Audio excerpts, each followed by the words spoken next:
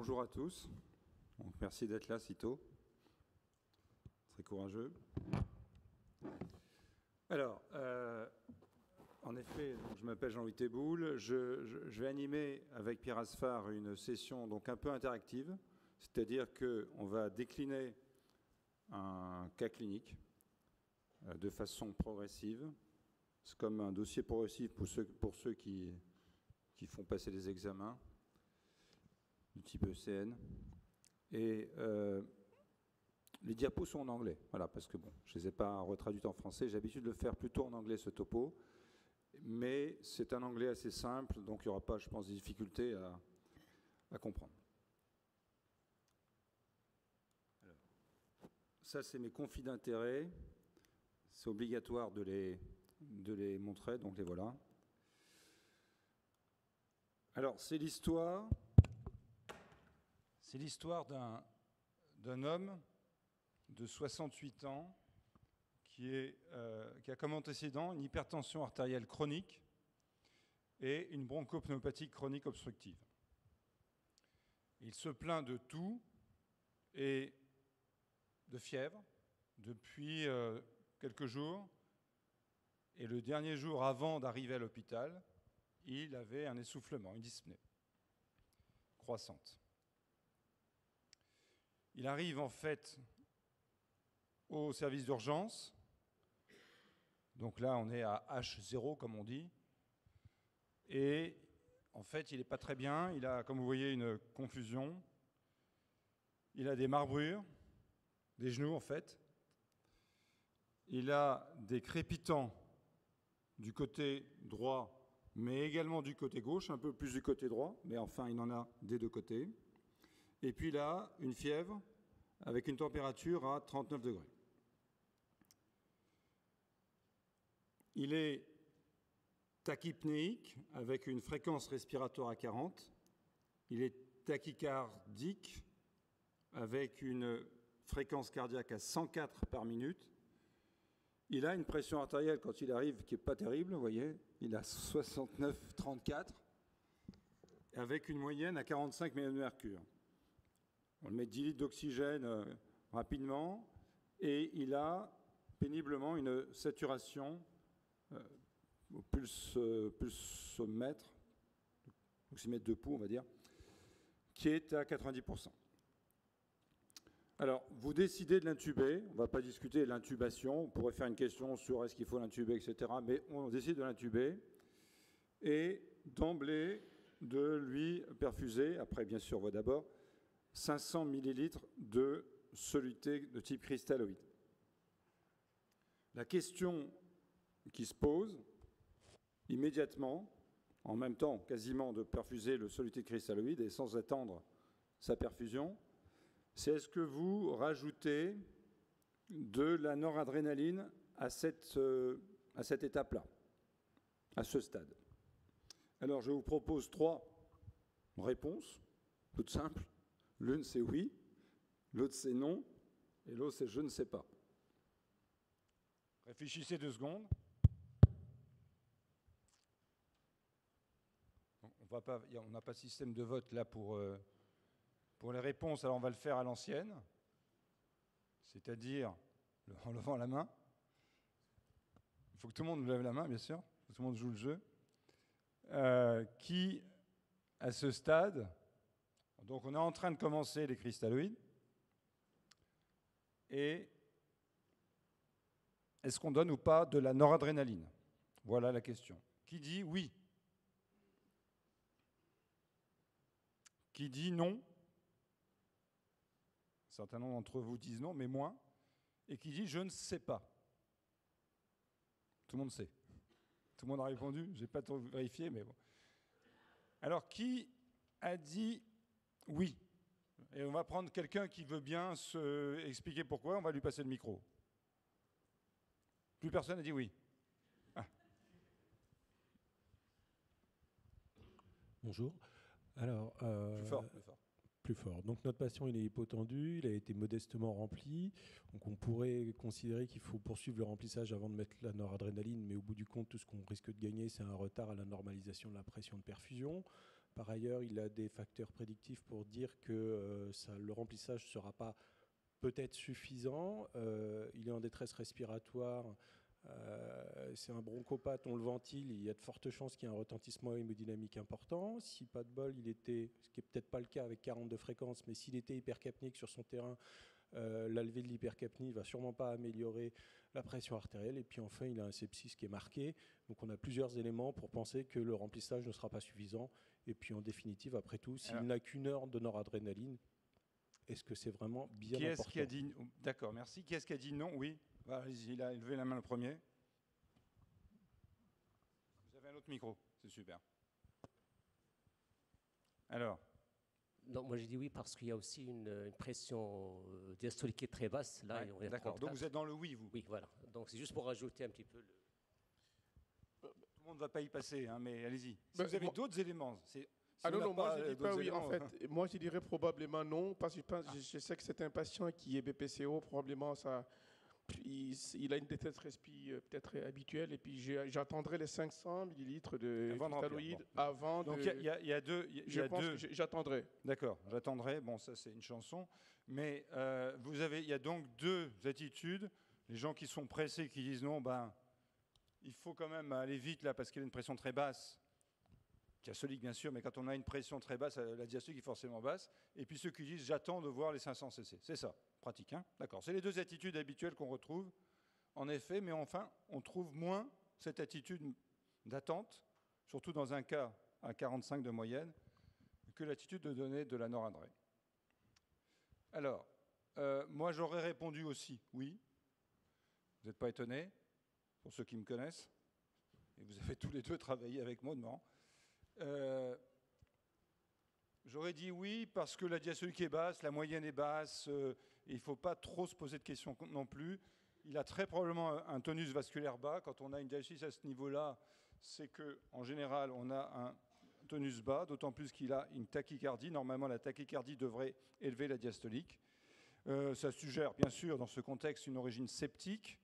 Et là aussi, ça incite quand même, dans cette situation où on est vraiment très bas, hein, on n'est pas à 60, 61, on est à 45 de moyenne, donc à administrer un vasopresseur. Bon, on va aller vite là-dessus parce qu'il faut qu'on avance. Il y a, comme vous allez voir, d'autres questions. La noradrénaline est l'agent recommandé, on ne va pas revenir sur cette recommandation à ce stade-là. Donc le premier take-home message, c'est qu'au cours du choc septique, si on a une pression très basse, eh bien, il est important de pouvoir la corriger rapidement, surtout si la diastolique est basse, qui témoigne d'un tonus vasomoteur bas, par de la noradrénaline. Alors, il est toujours à Géraud, on récupère ces examens biologiques. Oui ? Je voudrais juste une remarque, c'est une recommandation d'experts ou de bonnes pratiques cliniques. Cette stratégie de l'administration très précoce de la noradrénaline n'a pas été validée par une méthodologie basée sur un essai comparatif randomisé, adrénaline très précoce dans cette situation ou pas. Il y a eu des essais chez l'animal entre la mortalité, mais en effet, il vaut mieux les traiter dans ces cas-là, parce que la mortalité chez l'animal, lorsqu'on ne traite pas, est plus rapide, quoi. Ce ne serait pas éthique de faire à 45 de moyenne. Alors, on récupère les examens biologiques, en tout cas les principaux. On a un lactate qui est élevé. On a déjà une insuffisance rénale, j'ai du mal à le dire. Et puis une CRP élevée. Avant de l'intuber, il avait une acidose mixte, en gros, un peu hypercapnique et puis métabolique. Très bien. Voilà sa radio. Alors, dans ce contexte, pour ceux qui sont arrivés en retard, il a de la fièvre. Il était bien il y a 3-4 jours et puis il s'est aggravé chez lui il y a 3-4 jours. Il est dyspnéique, il arrive avec une fréquence respiratoire élevée. Il est intubé rapidement, mais sa première radio montrait quelque chose de pas normal, on va dire. Très probablement une pneumonie bilatérale, un peu asymétrique, mais bilatérale, dans ce contexte. Alors, question un peu provocative, je ne sais pas, en présence de Pierre. c'est quel niveau de pression artérielle moyenne vous allez viser chez ce patient. Parce qu'on a dit qu'on commençait la noradrénaline, il avait 45 de moyenne, c'était 69-34. Qu'est-ce que vous allez viser comme niveau de pression chez lui? Alors, j'ai mis 55, 60, 65, 75, 90. Réfléchissez un peu et on va voter à la main.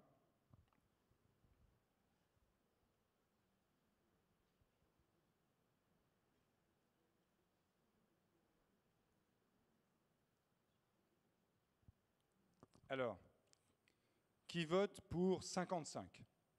On est à 45 là. Hein. Qui vote pour 55? Pour 60? Oui, vous? Vous aussi, 2? Pour 65? Beaucoup plus. Pour 75? Un peu moins. Pour 90? 90, c'est terrible, 90, mais c'est votre pression, hein, c'est la pression moyenne des gens normaux. Hein. Mais il n'est pas normal, il est malade. Personne. OK. Alors, qu'est-ce qu'on peut dire? On peut dire, dans la littérature, j'en ai montré qu'une, mais il y a plusieurs études qui montrent que ce n'est pas très bon de rester en dessous de 65 mm de mercure trop longtemps dans le choc septique. Il y a celle-ci, l'étude rétrospective, puis il y en a d'autres. C'est pas très bon de rester, et c'est pas très bon de rester trop longtemps. C'est bien la surface sur la courbe qui est significative. Et vous voyez, dans cette étude, c'était le meilleur prédicteur de mortalité à 30 jours, quand on avait une surface sous courbe à moins de 65. Donc le temps passé sous 65, c'est pas bon. Alors rester 1 minute sous 45, c'est pas très grave par rapport, par exemple, à rester 24 heures sous 55. Comprenez bien, c'est le temps passé fois la profondeur de l'hypotension. Donc 65, c'est peut-être un chiffre clé quand même hein, dans l'histoire. Et c'est la raison pour laquelle il est recommandé, au moins au début, initial target, de viser 65. C'est une forte recommandation avec un niveau d'évidence, un niveau de preuve assez modéré. Alors, la société européenne, par rapport à la Surveillance Campaign, avait déjà, en 2014, établi quelques recommandations. Et on avait d'abord recommandé d'individualiser, ce qui est un mot qu'on rencontre assez souvent maintenant à topo, mais qui en 2014 était moins évident, surtout parce que la pression culturelle de la américaine, c'est pas d'individualiser, c'est plutôt de protocoliser tout le monde. Bon. En tout cas, on avait proposé d'individualiser la pression cible. On avait également recommandé, là aussi, de démarrer à 65, un peu comme cible, bien sûr, encore une fois. Mais par contre, on avait suggéré, la recommandation est moins forte, une pression artérielle un peu plus élevée chez les patients qui ont une histoire d'hypertension chronique. Alors, vous connaissez ce papier, Pierre Asfar est là, qui est un essai multicentrique, ça s'appelle Sepsis-PAM, randomisé dans le choc septique, comparant 2 niveaux de pression artérielle moyenne. L'un qui était 65-70 et l'autre qui est 80-85. Donc un niveau dit bas et un niveau dit haut. Le niveau haut est encore plus bas que le niveau moyen normal, hein, je vous rappelle, qui est de l'ordre de 90. Bon. Et sans rentrer dans les détails, il n'y avait pas de différence de mortalité quand on prend l'ensemble des patients et quand on prend les sous-groupes également. Donc pas de différence de mortalité. Il y avait quand même un bénéfice en termes de fonction cardiaque pour ceux qui étaient hypertendus chroniques et qui avaient été tirés, randomisés, dans le groupe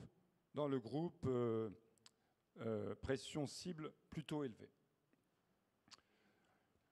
Il y avait plus de fibrillation auriculaire ou d'incidence de fibrillation auriculaire globalement dans la population globale chez ceux qui étaient tirés dans le groupe pression élevée. Mais ce n'était pas significatif dans le sous-groupe des hypertendus chroniques. Ça, c'était aussi important à mettre en tête. C'est-à-dire que les hypertendus chroniques n'avaient pas le désavantage d'avoir plus de fibrillation auriculaire quand ils étaient tirés dans le groupe élevé, et ils avaient l'avantage pour la fonction rénale. C'est la raison pour laquelle moi j'aurais voté 75. Je n'ai pas mis 85 d'ailleurs, j'ai mis 75. Parce que pour le coup, là, ça me semble raisonnable dans ces situations d'hypertendue chronique. Ce n'est pas une valeur très très élevée, ça correspond globalement à la diastolique des gens normaux. Donc on n'est pas dans une surenchère au point de vue pression artérielle. Alors, dans ce cadre-là, si vous visez par exemple 75, ou même si vous visez 65, on a ces chiffres maintenant. Vous voyez qu'on a déjà administré du remplissage, on a déjà commencé la noradrénaline à 0,24 microgrammes km minute. Il a été sédaté avec du propofol. On peut discuter 3 heures, si vous voulez, l'utilisation du propofol dans cette situation-là, mais on y passerait trop de temps. Il a déjà commencé à recevoir une biantibiothérapie. Et vous voyez, sur la gauche, vous avez sa fréquence cardiaque, sa pression artérielle qui est un peu meilleure que tout à l'heure. Il avait 69, 34, on a 80, 38, mais on est encore à une moyenne de 52. On a eu le temps, puisqu'on est 30 minutes après, d'abord insérer des cathéters veineuses centrales et mesurer la pression veineuse centrale qui est à 10. On n'est pas très étonné, il a une BPCO. Et une pulse pressure variation, delta pp, qui est à 7%. Il est ventilé, sédaté, il est parfaitement contrôlé, mais il a un volume courant de l'ordre de 6 ml par kilo. Vous voyez qu'il a une pression de plateau à 25, une PEP à 10 et un rapport P sur F à 190. Donc là, ma question, c'est qu'est-ce que vous faites comme traitement? On a dit, bon, est-ce que vous faites rien? C'est la proposition numéro 5. Vous êtes content et puis vous dites, voilà, on va attendre un peu comment les choses se passent. Est-ce que vous faites la dobutamine, qui est la proposition numéro 4, sachant que vous avez déjà fait cristalloïde et noradrénaline? Est-ce que vous faites du remplissage d'abord et puis vous réévaluez, vous augmentez la dose de noradrénaline, ou bien vous faites remplissage et noradrénaline? Donc il y a 5 propositions. Réfléchissez 2 secondes.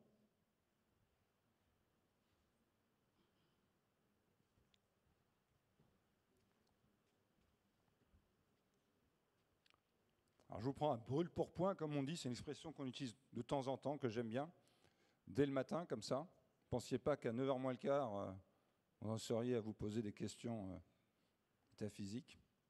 Moi non plus, je ne pensais pas. Enfin si, je pensais quand j'ai eu le programme. Alors, qui vote pour 1? On continue à faire du remplissage d'abord et puis on regarde après. 1 personne. 2, 3. Quand je pose la question aux États-Unis ou dans les pays anglo-saxons, c'est la totalité. 4 personnes. Qui fait « j'augmente encore la noradré ». Ouais, une majorité. Qui fait « je fais les deux en même temps ». Je remplis et j'augmente aussi la noradré. Il y a un nombre certain qui fait de la dobutamine. Oui, quand je pose la question dans certains pays, c'est les 3/4 qui font de la dobutamine à ce stade, réellement, qui fait rien, qui dit bon, on va voir, hein, on va attendre un peu, comment ça se passe, je termine ma garde, et puis mon successeur va prendre la suite, et puis bon, voilà, je lui ai mis les cathéters, on ne peut pas dire que j'ai été fair play, j'ai mis tous les cathéters, et puis maintenant, bon, voilà quoi. Alors, donc quand même une majorité pour faire augmenter la noradré ou bien faire les deux en même temps. Bon. Alors, moi j'aurais augmenté encore un peu la noradré, personnellement, mais là on peut discuter, hein, bien évidemment, parce qu'on est encore à une pression moyenne basse, une pression diastolique encore basse, la fréquence encore est élevée, donc ça veut dire quand même quelque part que votre tonus artériel est quand même encore plus bas que vous l'imaginez, parce que là, encore une fois, normalement, la tachycardie doit augmenter la diastolique pour un même tonus. Donc, on est encore loin du compte. Je ne fais pas ça parce qu'il y a une pulse pressure variation à 7%. Je ne fais pas ça parce qu'il y a une pulse pressure variation à 7%. Parce que dans ce cas précis, le volume courant étant abaissé à 6 ml par kilo, on va dire qu'il n'est pas abaissé, on va dire qu'il est normal maintenant, parce qu'on ne peut plus dire qu'il est bas. Autrefois, on disait il est bas. Dans un papier que j'ai envoyé assez récemment, j'avais dit volume courant bas. L'éditeur m'a dit bah non, c'est un volume normal. Donc bon, puisque 6 ml, c'est à peu près ce que les gens font actuellement pour quasiment toutes les pathologies. Bon. Donc on ne peut pas trop se fier à ce delta pp en l'occurrence, mais j'ai un os à ronger, puisque je sais que le tonus est bas, donc je sais que quelque part, il faudra sûrement donner un vasopresseur, donc je commence, et puis ensuite je réévalue. Ce qui est très important dans votre métier de réanimateur, c'est la réévaluation à court terme de ce que vous faites. On a l'avantage que nos traitements sont à effet rapide. Les psychiatres, ils revoient leurs malades au bout de 3 mois, quoi. Vous voyez ? Les rhumatologues, au bout de 3 mois. Donc là, nous, on a la chance de pouvoir tout de suite réévaluer, donc profitons-en. Donc vous faites une thérapeutique, vous réévaluez peu de temps après. Alors là encore, la diastolique est basse, donc ça nous incite à ça. Bon. Alors maintenant, puisque c'est la session, elle est un peu monitoring, aujourd'hui, je voulais aborder cet aspect, donc, monitorage. À ce stade-là, donc on est 30 minutes environ après l'intubation.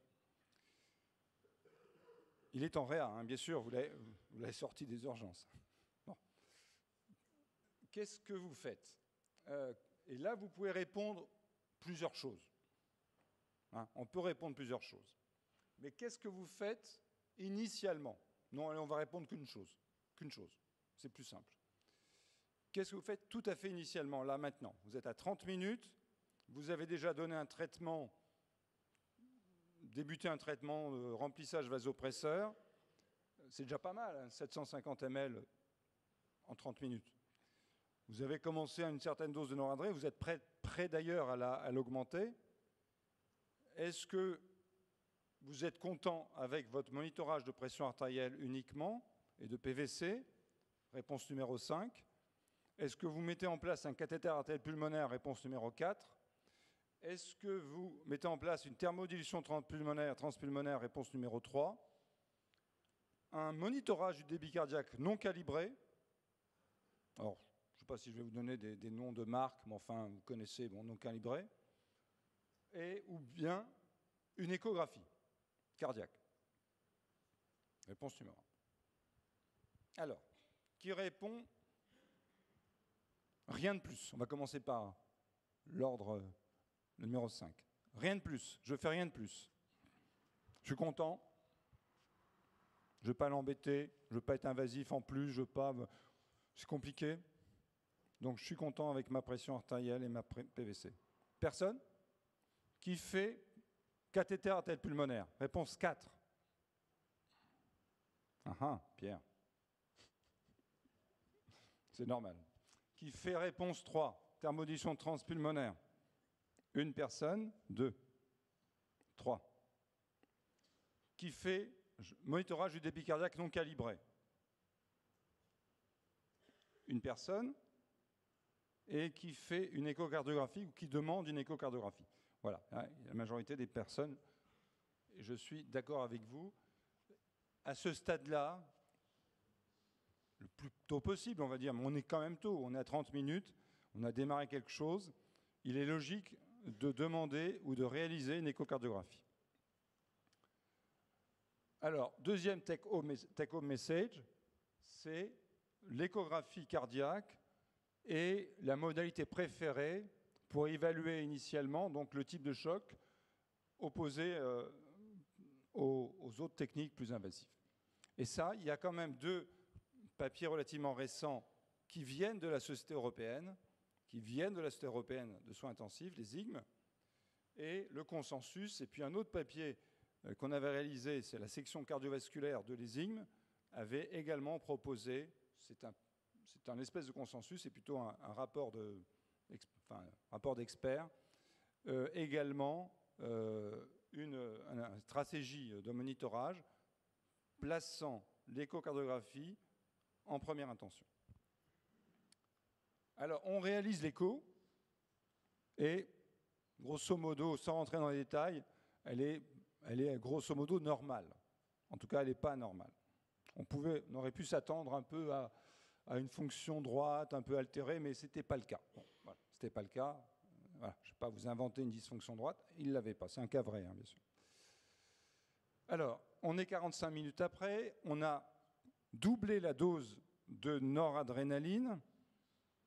Et on a, grosso modo, sachant qu'on a doublé la dose, on a quand même une meilleure pression artérielle maintenant. On a 90-52, moyenne 63. On a la même PVC, le même delta PP, et le lactate qui n'a pas bougé globalement, mais comme vous le savez, la cinétique du lactate, même si le patient s'améliore, est un peu lente. OK? Alors, on mesure la SVO2. Plus exactement la SCVO2. Et ça, c'est quelque chose d'important, même si la Surviving Sepsis Campaign l'a rejeté totalement des recommandations, nous, on persiste à le faire, et elle est à 53%. Elle est à 53%. L'hémoglobine est à 11 grammes par décilitre. Et ma question, qui est déjà la question 5, vous voyez, on avance bien. On avance bien, je vois le truc vert, bon, ça va. C'est bon. La question 5, alors vous avez ce tableau-là. Un lactate élevé, mais qu'il était déjà, mais qui était peut-être un peu meilleur à 0,2 décimales, mais vous avez une SVO2 basse, un delta PP à 7%, vous avez une fonction rénale qui n'est pas encore améliorée, parce que j'ai quand même pas tout mis pour ne pas surcharger les diapos. Qu'est-ce que vous faites comme traitement ? À nouveau, enfin, vous infusez, vous perfusez du fluide, des liquides, vous augmentez encore la dose de noradrénaline qui est à 0,48, vous faites de la dobutamine, vous faites rien, je suis content, moi je suis content, je suis toujours content, je fais rien, même malade, je respecte la nature, je suis écolo. Et puis, ou alors, je dis, j'ai besoin de plus d'informations pour décider. J'ai besoin de plus d'informations pour décider. OK ? Alors, imprégnez-vous donc de tout ça. Qui répond ? Là, je fais du fluide. Je remplis. J'ai fait de la noradré, je l'ai augmenté, j'ai donné sa chance. C'est un peu augmenté. Mais là, maintenant, je fais du remplissage. Allez-y. Ouais, il y en a une dizaine de personnes. Bon, là, j'augmente encore la noradré. Je suis à 0,48, je vais passer à 0,80, ou je sais pas. Il y en a 3-4. OK ? Je fais de la dobu. Il est temps. Il est temps. Personne ? Alors, j'ai récemment fait ce cas-là, je ne sais plus à quel pays. Je ne sais plus où vous êtes. C'était exactement... Je ne me souviens plus, tiens, pour le coup. Non, pas en Inde, c'était récemment, j'en sais rien. Bon, pays loin. Et tout le monde faisait de la dobu à ce stade, vous voyez ? En disant, bon, ben, on a donné sa chance au liquide, on a donné sa chance à la noradré, on fait de la dobutamine. L'écho était normal. Hein. Je fais rien de plus. Numéro 4, qui vote pour numéro 4 ? Et qui vote pour j'ai besoin de plus d'informations ? Ah ah, une majorité. Puis il y a des gens qui n'ont pas répondu, mais ce n'est pas grave. Qui est-ce qui a répondu j'ai besoin de plus d'informations ?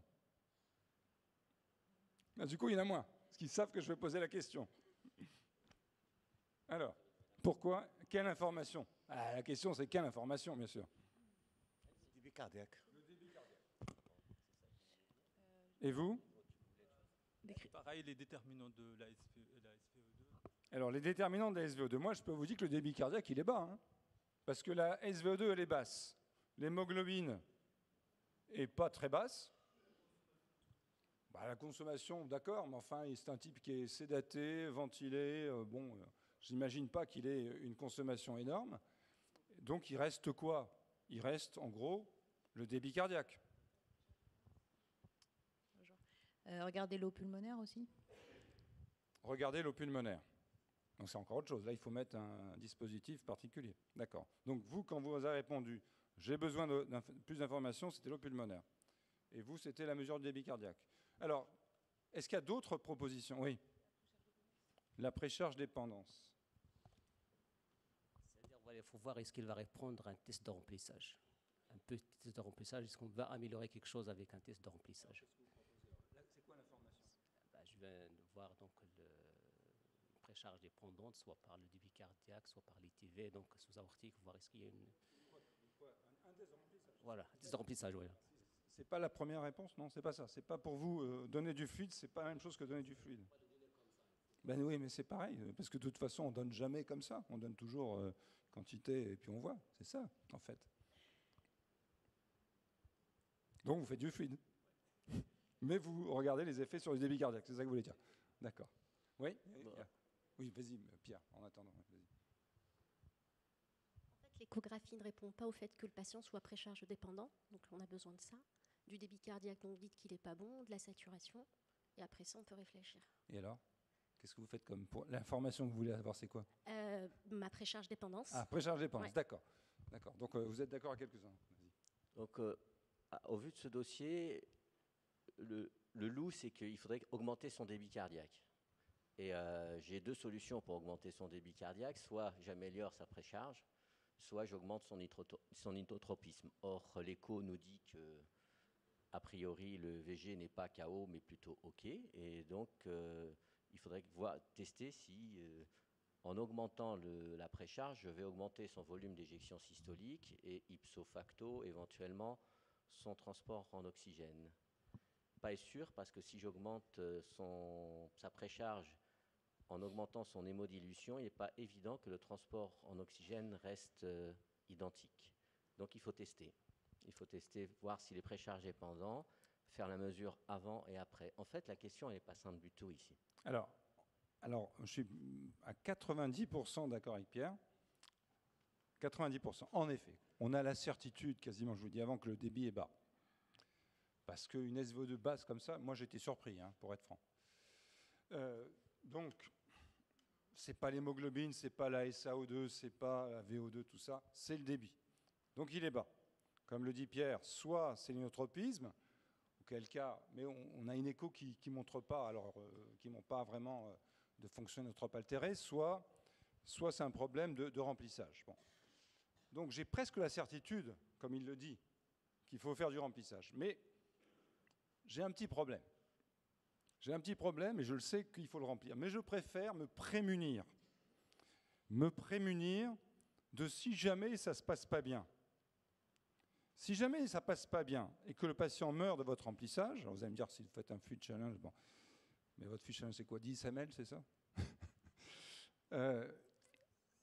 et que j'ai quand même des soucis, comment s'expliquer? Vous allez expliquer, parce qu'on va vous dire, mais le delta PP est à 7%, vous avez rempli, vous êtes un assassin, etc. Alors qu'il avait les poumons blancs. Alors comment s'explique? Je fais un test, comme vous l'avez dit d'ailleurs, de précharge dépendance. Le temps de faire ce test, dont je vais vous parler, c'est infiniment plus rapide que toute la discussion qu'on vient d'avoir. D'accord? Donc je fais un test. S'il est positif, comme je l'imagine, à ce moment-là, j'ai mon élément pour dire, finalement, je confirme. Sinon, il y a un petit doute et il y a des possibles recours. Alors, ce test,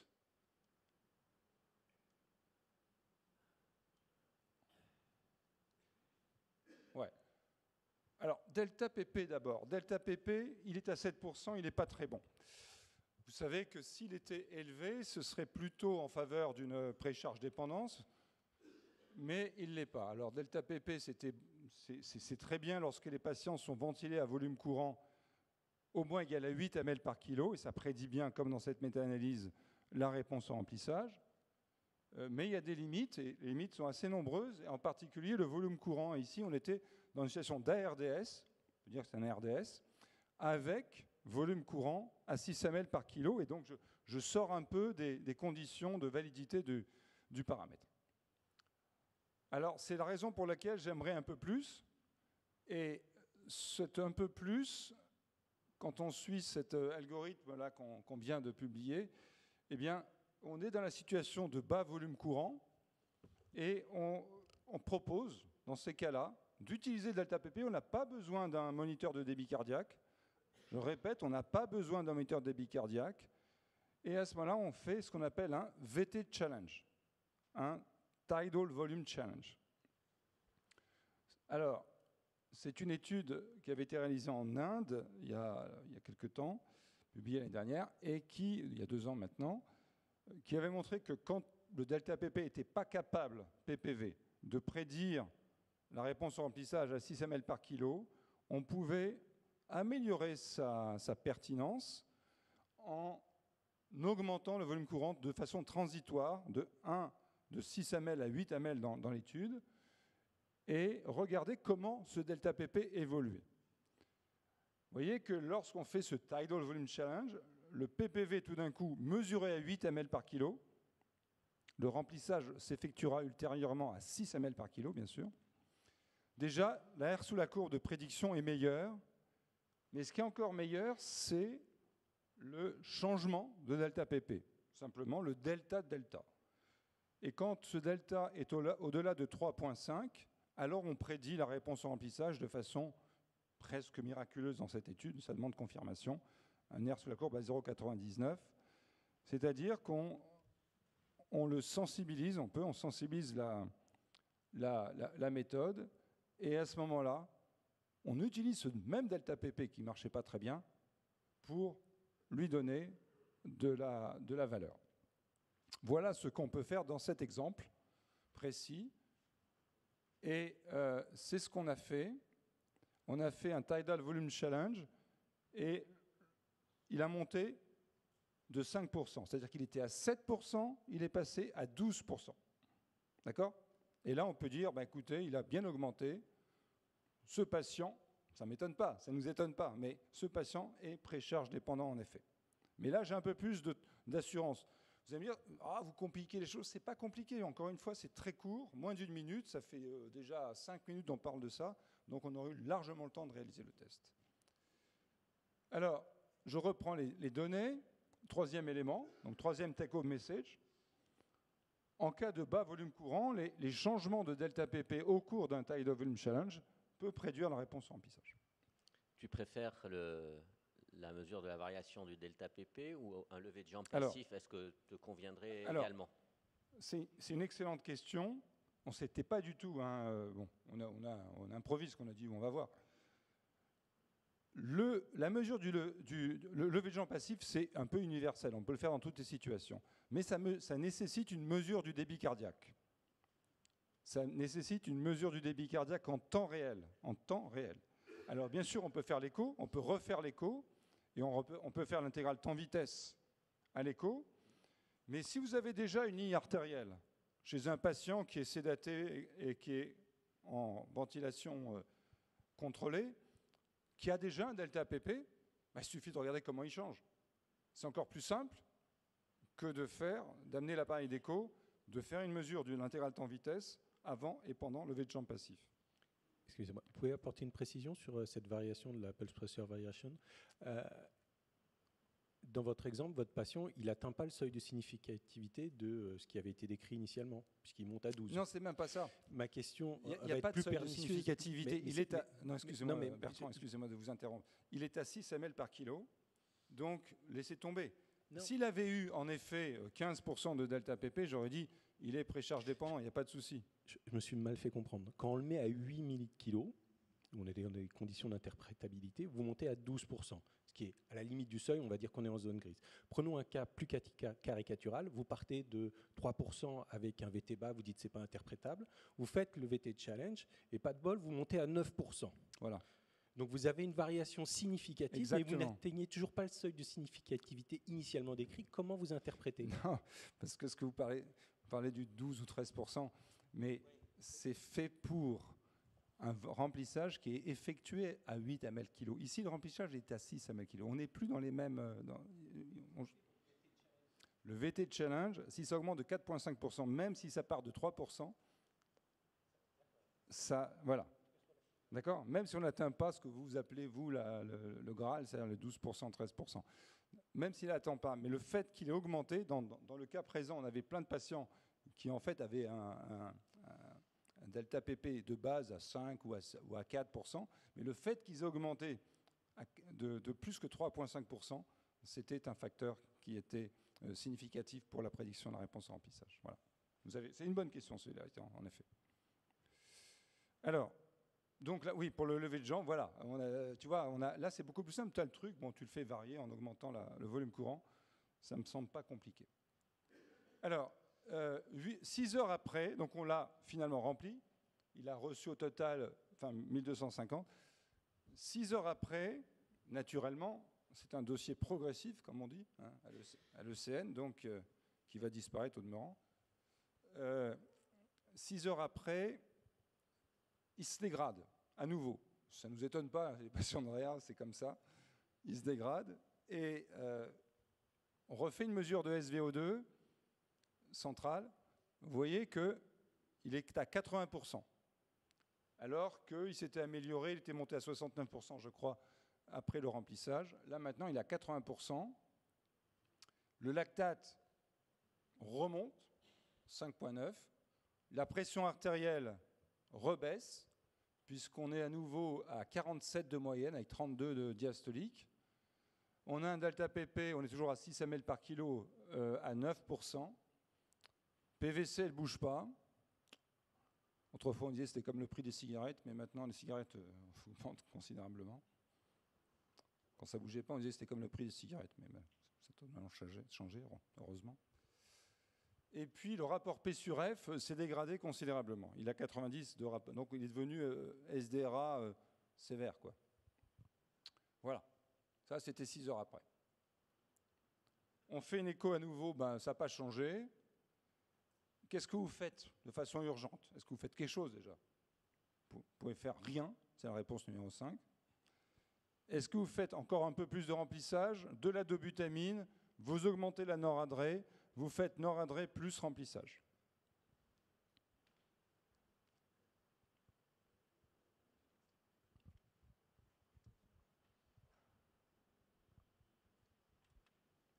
Alors, qui fait la réponse 1, qui vote pour 1? Je fais plus de remplissage. Non? Plus de qui introduit la dobutamine? Réponse 2. Une personne seulement. Bon. Qui fait 3? J'augmente encore la noradré. On est à 0,48 microgrammes que la minute. Ouais. Réponse 4. Je fais de la noradré plus du remplissage. Ouais. Et qui fait rien? Et qui n'a pas répondu? Il y en a beaucoup qui n'ont pas répondu. Parce que vous êtes contre le vote, vous êtes pour le vote blanc.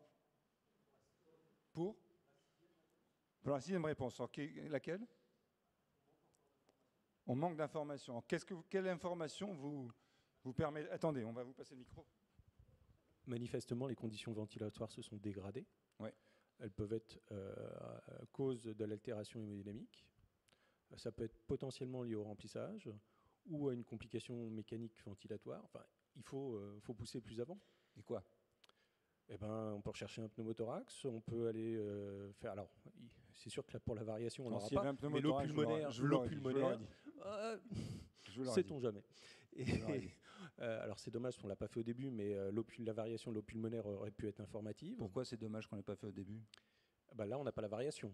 On va savoir pourquoi c'est dommage qu'on ne l'ait pas fait au début. Il y avait des raisons de la faire au début? Non, je ne dis pas que... Je dis qu'on n'aura pas l'information de la variation. Ouais. Je pense qu'on peut refaire aussi une écho. On a rempli le malade. Unchanged. Ouais, pardon. Unchanged. C'est de l'anglais, excusez-moi. Oui, non, c'est vrai. Mais bon, c'était assez parcellaire, les informations à l'écho. Je peux plaisanter parce qu'on a travaillé ensemble, c'est pour ça. Bon, en tout cas, je pense qu'on manque d'informations. Est-ce qu'il y a d'autres points de vue?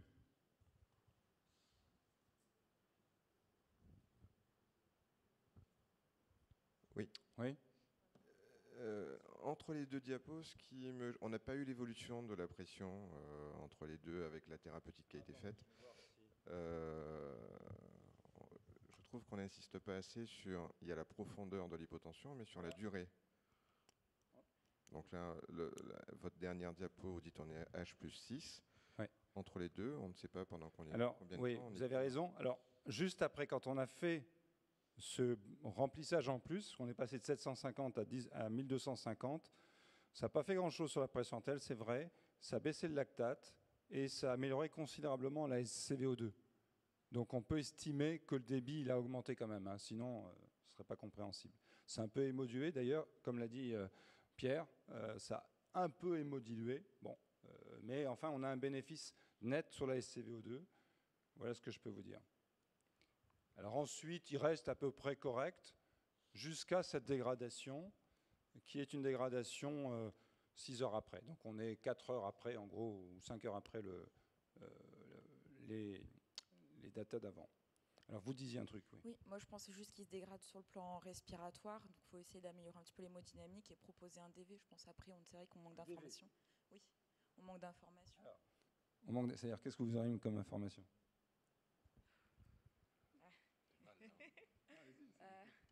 Non, mais c'est tout vert. Là, franchement, c'est un cas clinique, donc tout le monde a forcément... Parce que là, en gros, on n'a pas tellement envie de le remplir parce que le P sur F, il se dégrade vraiment, même si le delta... Oui.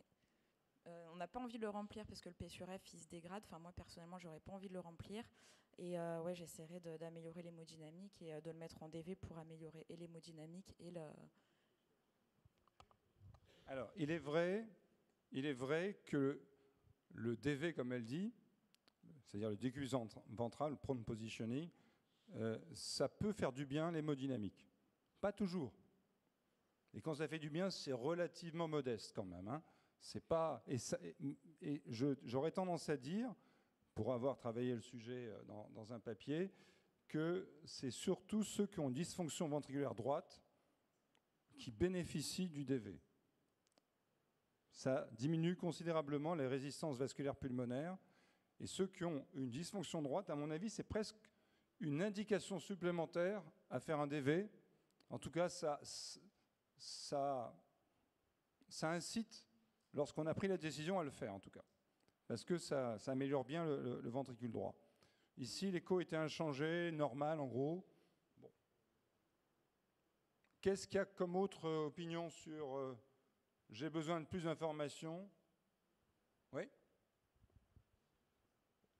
Oui, on a besoin j'ai besoin de plus d'informations. Comment est la saturation artérielle? Elle correspond grosso modo à ce 90 de P sur F, quoi. Donc, je ne peux pas vous dire, elle doit être à 92%, quelque chose comme ça. Hein. Ouais. Là, je pense que clairement, il faut un monitorage hémodynamique un peu plus, qui nous donne un peu plus d'informations sur, pouvoir faire une épreuve de remplissage, parce qu'on a des informations un peu contradictoires sur les lactates qui montent et la SVCO2 qui est, on va dire, satisfaisante, entre guillemets. C'est-à-dire que si on se base que sur la SVO2, on se dit le débit, il est adapté, sauf que les lactates sont montés entre-temps. Donc, clairement, il n'est pas adapté. En dehors des... Ouais, allez-y. Donc, avoir plus d'informations sur le plan hémodynamique. L'hématose, c'est un vaisseau, mais c'est une alvéole. Donc là, on a deux sites de Comment on explique la SCVO2 à 80%? Il était, en gros, à 70%, il monte à 80%.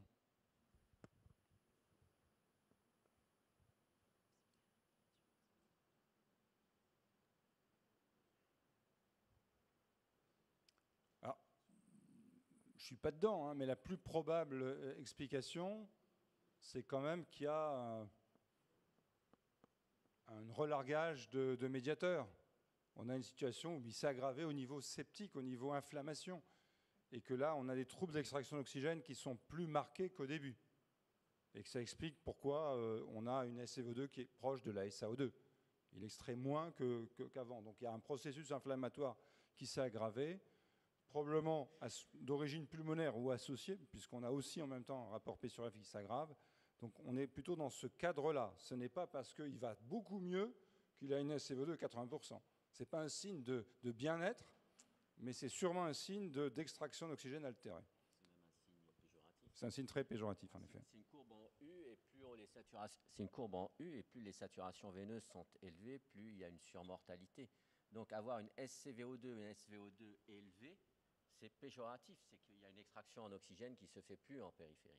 Alors là, en plus, ça s'accompagne d'une aggravation pulmonaire, donc il y a sûrement un lien entre tout ça. Est-il curarisé, votre patient? Est-il curarisé? Non. Non, d'accord. C'était pour mesurer l'autopep, il est BPCO. Est-ce que ça ne pourrait pas participer à la détérioration hémodynamique? On n'a pas changé vous voyez, la PEP totale, c'est la PEP totale que je mets à 10 cm d'eau. C'est pas la PEP, c'est la PEP totale. D'accord? Donc ça implique l'autopep. Il est éventuel que si ça mène par kilo, on limite un peu ces phénomènes-là. Mais enfin, ça peut quand même jouer. Mais enfin, il a 10. Bon, on va avancer parce que du coup, je voudrais quand même pas qu'on finisse trop tard. Alors, on lui refait un VT challenge parce que ça ne mange pas de pain. Il est à 5%. Et donc, l'échographie est inchangée. Donc, à cette réponse-là, vous avez plutôt répondu, déjà, je crois. Hein, oui, bon.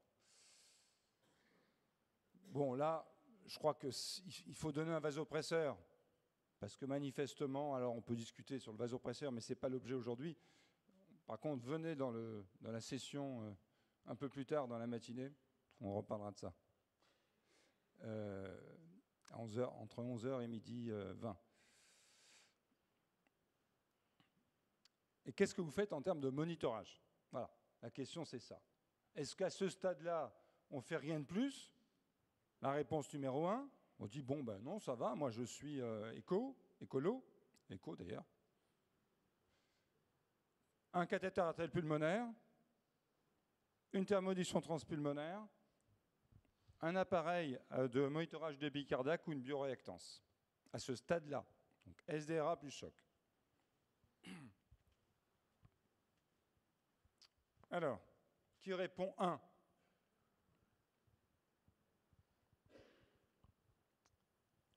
Qui répond 2? Oui? Ça ne m'étonne pas. Qui répond 3? Oui. Qui répond 4? Un appareil de monitorage uncalibrated, c'est-à-dire non calibré. Personne. Et la bioréactance? Bien sûr, une personne. Alors, à ce stade, chère Agnès, c'est vrai qu'on est dans une situation où on a à la fois un SDRA en état de choc, on a déjà essayé pas mal de traitements.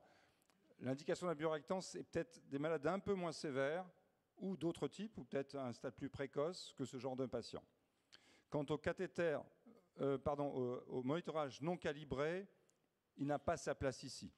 On est dans une situation de sepsis grave avec des doses importantes de noradrénaline. Et on sait que dans ces situations-là, c'est pas bon, le non calibré. On aime bien du calibrage, au contraire. Alors, les deux possibilités, c'est celle-là. Cathéter artériel pulmonaire ou thermodilution transpulmonaire. Alors, ce n'est pas seulement moi qui le dis. Vous allez me dire, bon, ce n'est pas seulement moi, c'est aussi ce consensus, enfin, cette conférence d'experts, certes que j'avais dirigé, mais enfin, je ne suis pas le seul, comme vous voyez, comme auteur, où on avait dit, quand vous avez un patient en état de choc, vous faites 5 choses au même moment.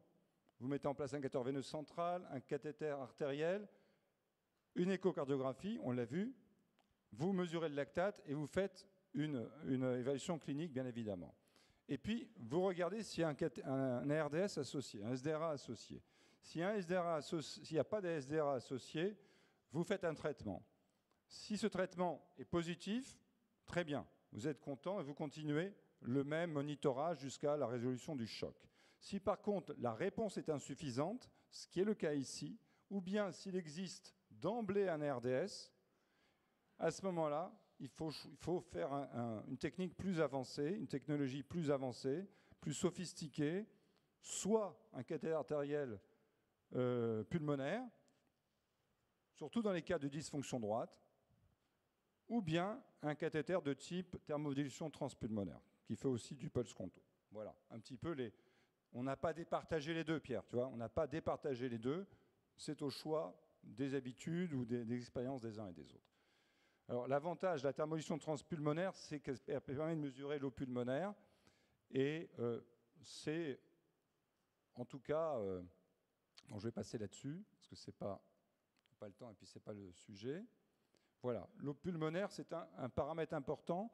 Également, l'indice de perméabilité, qui est associé aussi à la mortalité de façon indépendante dans la RDS. Ça permet aussi de mesurer le débit cardiaque et de réaliser d'ailleurs un test de levée de jambe. Du coup, on peut faire des tests de levée de jambe avec le pulse contour. Et le test de levée de jambe qui marche bien pour prédire la réponse au remplissage, comme le montre cette méta-analyse. Et ça marche bien aussi dans les situations de compliance du système respiratoire basse, en gros la RDS, comme c'est le cas ici. Alors, on revient à notre cas. Eh bien, on lui refait quand même un petit test de levée de jambe, puisqu'on a mis en place un dispositif de thermolution transpulmonaire. Vous voyez que le test de levée de jambe est positif, qui confirme d'ailleurs le test Tidal Volume Challenge. Et puis donc, il a des données issues du cathéter de thermolution transpulmonaire. Et dans la donnée principale qu'on voit, l'eau pulmonaire est à 22 pour une normale qui est inférieure à 10. Donc une eau pulmonaire très élevée et surtout un indice de perméabilité vasculaire pulmonaire, PVPI, qui est également élevé, qui est à 7. Donc une valeur élevée, qui témoigne d'une aggravation de la perméabilité et donc du caractère assez inflammatoire de la RDS. Donc qu'est-ce que vous faites dans ce cas-là? Maintenant que vous avez les informations, vous avez corrigé un petit peu la pression artérielle par l'augmentation de la noradrénaline avant la mise en place du cathéter. Qu'est-ce que vous faites? Vous augmentez le remplissage, vous donnez de la dobutamine, vous augmentez encore la noradrénaline, vous faites l'association remplissage-noradré, ou bien vous faites rien de plus.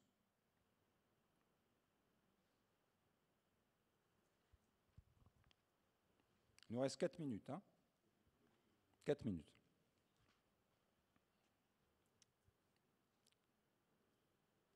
Alors, qui fait plus de remplissage?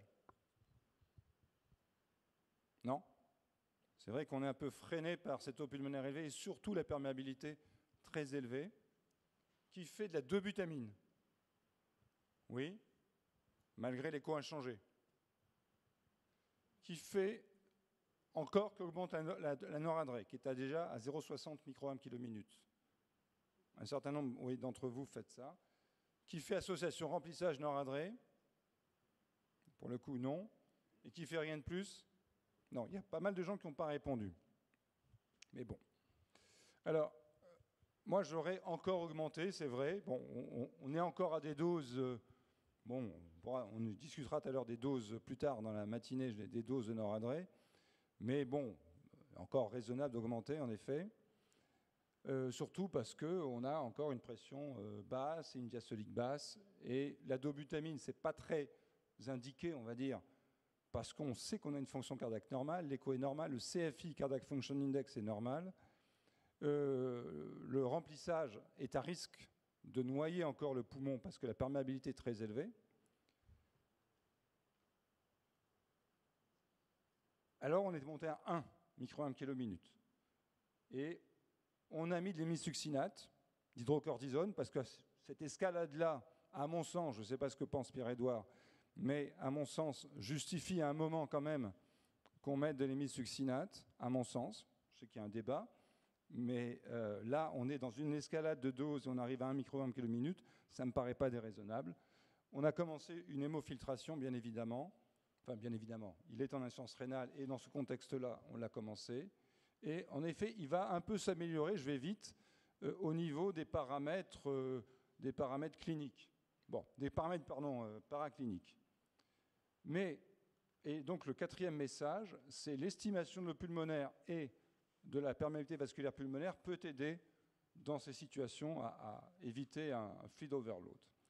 Et enfin, 36 heures après, et j'en finis, 36 heures après, alors qu'il n'allait pas trop mal, à nouveau, il se dégrade, comme vous le voyez, avec Cette fois-ci, une SVO2 qui redescend 70%, un gradient de PCO2 qui est à 9. Il a déjà reçu pas mal de remplissage, de la noradrée qu'on avait pu diminuer. Le débit cardiaque s'est cassé un peu la figure, la pression artérielle est à nouveau basse, le CFI, Cardiac Function Index, s'est cassé la figure. Et ma question, c'est quoi l'hypothèse? Excusez-moi. Vous ne l'avez pas vu? Vous ne l'avez pas vu? C'est la dernière diapo, je pense. Quelle est l'hypothèse la plus probable? Qu'est-ce qui est arrivé dans ces 36 heures qui explique qu'on ait une SVO2 qui a un peu abaissé par rapport à avant, qu'on ait une pression artérielle plus basse, un débit cardiaque plus bas, une PVC pour le coup intéressante à mesurer qui s'est élevée à 15 mm de mercure, une eau pulmonaire qui reste élevée? Qu'est-ce qui s'est passé? Est-ce que c'est une hypovolémie qui va donc demander l'administration de liquide? Est-ce que c'est une dysfonction cardiaque qui pourrait réclamer de la dobutamine? Est-ce que c'est une dépression vasculaire qui pourrait réclamer une augmentation des doses ou passage à un autre vasopresseur? Est-ce que c'est les trois mécanismes ensemble? Ou est-ce que c'est un statut hémodynamique tout à fait normal? Alors, qui répond? 1. 2. 3. 4. Et 5. Il y en a beaucoup qui ne répondent plus. Bon, la réponse évidente, c'était 2. C'était 2. Et j'attire votre attention sur le fait que... Bon, il y a un problème de diapo, c'est qu'en fait, ça passe directement à la dernière. Sur le fait que le gradient de PCO2 a beaucoup de valeur dans cette situation-là. Il était monté à 9, ce qui indique que le débit cardiaque est tout à fait insuffisant. Dans le contexte d'augmentation de la PVC, dans le contexte d'abaissement un peu de la SCVO2, dans le contexte, etc., de débit cardiaque diminué, à l'évidence, il faut faire une écho parce que c'est probablement une dysfonction cardiaque. Et s'il y a dysfonction cardiaque avérée à l'écho, à ce moment-là, tester un traitement par dobutamine. Voilà, donc le 5e message, mais il ne va pas passer parce que le truc est arrêté, c'est regarder le PCO2 gap. Dans ces situations où la SCVO2 est dans le range normal, ça peut aider à dépister, diagnostiquer des situations et décider pour un traitement. Voilà, merci.